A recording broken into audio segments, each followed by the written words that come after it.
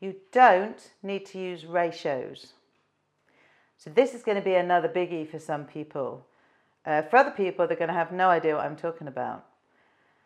When you go through different sourdough information, or you read about things online, or have a look at different people's ways of making sourdough, we have lots of different ways of doing it. There's no right and there's no wrong here. My way is to always come down on the side of simplicity. And within that, I would never use ratios. So what I mean is, when you see people talking about, I feed my starter 1-1-1, or I feed my starter 1-5-5. I mean, I don't know about you, but as a person beginning out with sourdough, I would read that and think, I have no idea what that is, and that would send me in the other direction. The fact is, you don't need to use ratios. As ever, if you do use ratios and they work for you, please keep using them.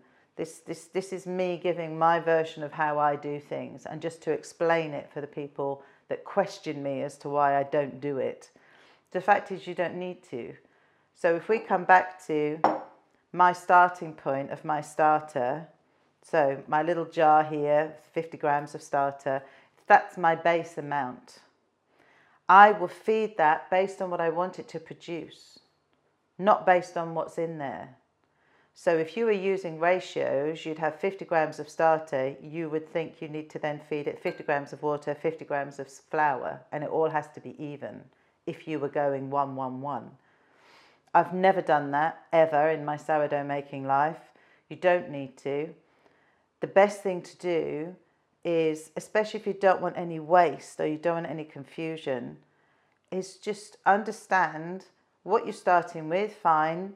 What do you need for your dough? Do you need 50 grams? Do you need 100 grams?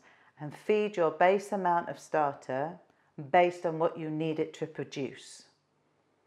That's all I do. That's all I've ever done. So I've never used ratios. You don't need to use them.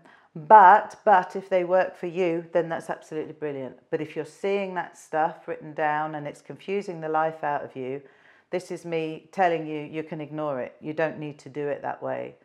So this is this tip. You don't need to use ratios.